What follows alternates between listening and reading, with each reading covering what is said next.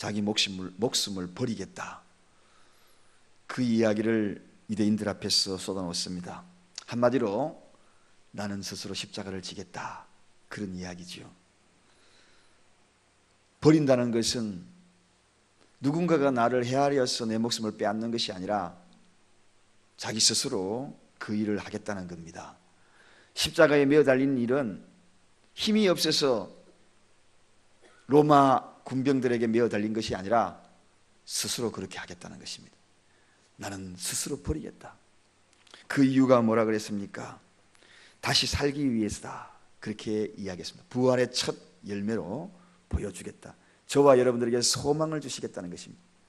또 아버지의 뜻을 이루겠다. 그래서 우리 믿는 사람들은 그 길이 고난의 길이라도, 힘든 길이라도, 울면서 가는 베스메스 길이라도, 그 길이 좁은 길이라도, 가시밭 길이라도 아버지의 뜻이면 그 길을 가야 하는 것입니다. 그리고 또 전 인류를 살리기 위해서 그렇습니다. 살리기 위해서 내가 십자가에 죽는, 바로 그 십자가 부활의 사건과 죽음의 사건이 있었기에 오늘 저와 여러분들이 이렇게 소망을 가지고 오늘 이 자리에 앉아 있는 것입니다. 우리 모두를 살리기 위하여서 대신해서 우리의 모든 죄를, 죄값을 지불하신 것이 바로 십자가의 길이었습니다.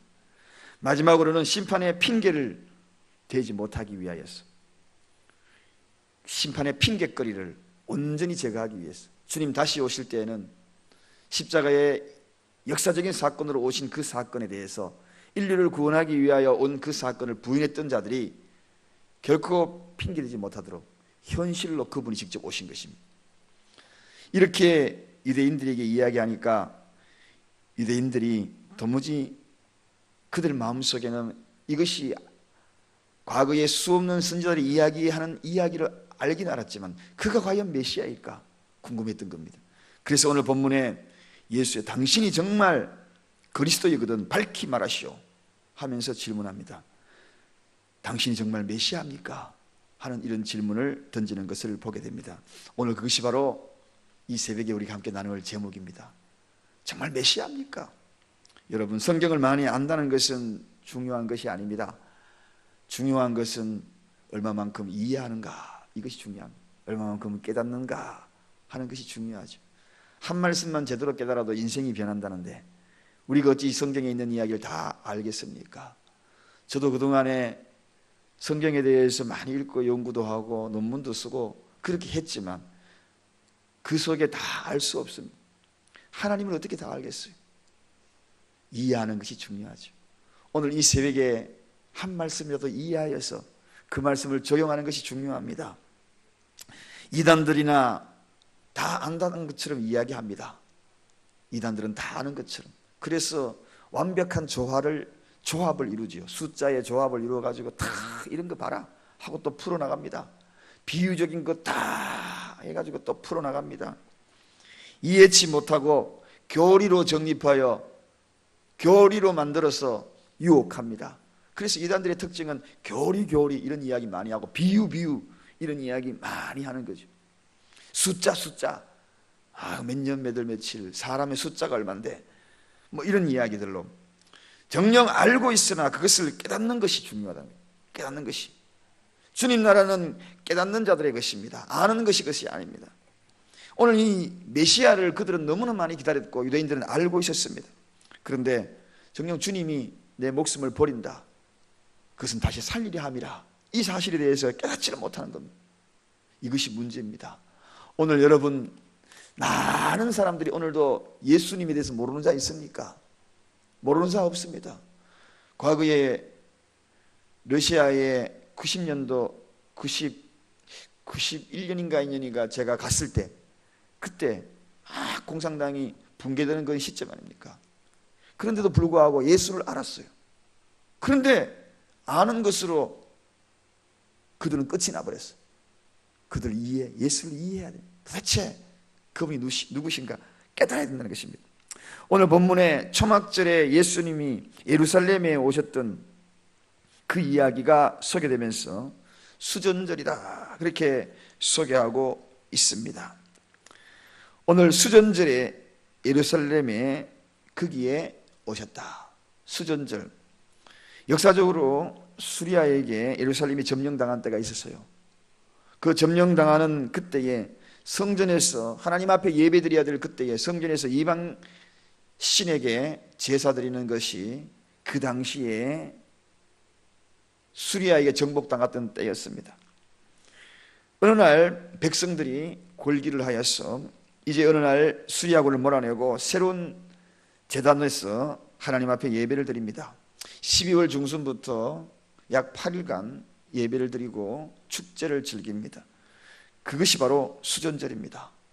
그때가 되면 등불로 다 사방에 성전 안으로 등불로 장식합니다. 그래서 이 수전절을 빛의 축제다, 그렇게 이야기합니다. 빛의 축제다. 정령 빛이신 예수님이 오셨는데도 불구하고 예수님을 알지 못하고 등불만 달아놓고 있다는 거예요. 오늘 크리스마스 때 보십시오. 메리 크리스마스, 메리 크리스마스. 얼마나 안 믿는 사람들이 이야기 많이 합니까? 카드도 보내고 문자도 요즘 나와가지고 메리 크리스마스 문자도 뺑뺑 보내고 그럽니다. 그럼에도 불구하고 정녕 예수 그리스도를 알지 못하고, 메리 크리스마스가 뭐라 그랬습니까? 예수님께 예배 드리러 가자, 그 뜻이 메리 크리스마스예요. 예배는 안 드리러 오고 그것만 이야기하는, 예수는 아는데 본질은 모르는 거죠. 여러분, 그렇습니다. 바로 그들이 등불은 사방에 달려 있었지만 정령 빛으로 오신, 나는 빛이라, 빛으로 오신 예수를 깨닫지 못하고 이해하지 못했다는 것입니다. 그래서 오늘 이런 질문을 던지지 않습니까? 정말 당신이 메시아냐고, 그리스도이냐, 밝히 말하라고, 밝히 말하라고. 박해자들의 특징이 뭐냐? 바로 이러한 이야기를 합니다. 오늘 23절 24절 보니까 예수께서 성전한 솔로몬 행각에 다니시니 유대인들이 에워싸고 가로되 당신이 언제까지나 우리 마음을 의욕해 하나이까? 그리스도여든 밝히 말하시오, 밝히 말하시오. 사랑하는 여러분, 이러한 질문에 예수님이 대답하시는 그 대답이 쭉 이어가지만 마지막 절 우리가 읽었던 그 이야기로 한마디 일축해 버립니다.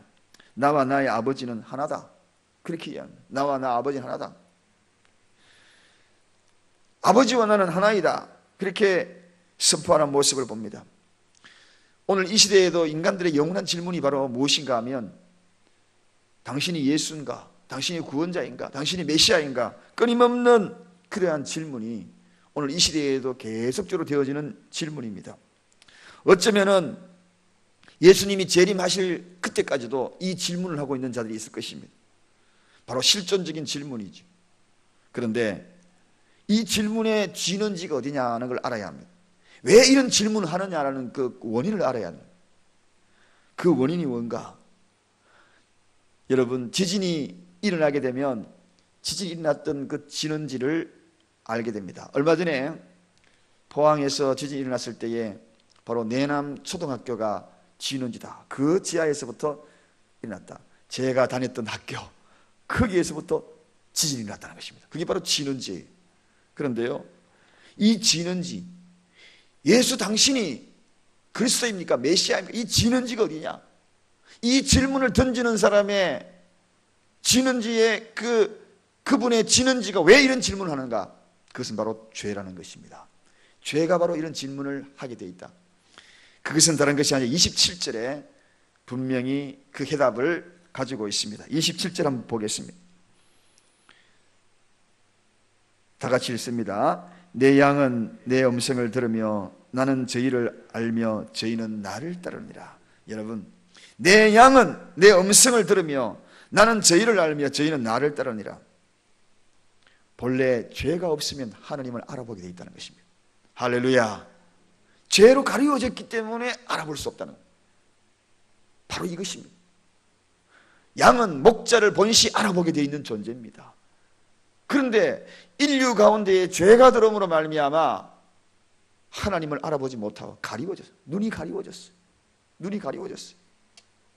그래서 그 죄를 씻어야만 하나님을 알아보고, 그것이 무슨 죄인가? 원죄라는 것입니다. 원죄라는 것입니다.